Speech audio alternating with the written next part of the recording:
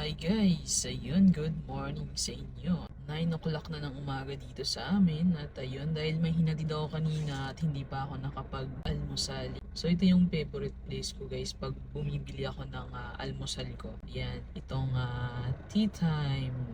So yun guys, bumili lang ako ng omelette parata. Isang piraso, pwede na po yan. At hindi ako nakapag-almusal kanina. Umalis agad ako kanina pagkatapos kong mag-jogging, nag-shower. Uminom lang kasi ako ng tubig kanina. So, medyo busog pa. At ngayong pag-alis ko ng bahay, nagutom ako. So, duman ako dito. So, yan. Pakita ko sa inyo guys.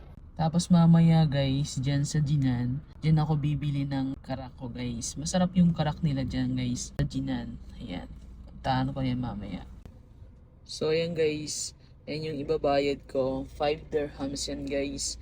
Sa 5 dirhams na yan guys, makakabili, meron ka ng breakfast, meron ka ng omelette parata at saka karak. So ayan, di ba? Yung guys, nakabili na ako ng isang. Ito yung omelette parata guys. Ayan na naman yung karak. Ayan. So bibili ako dyan ng karak.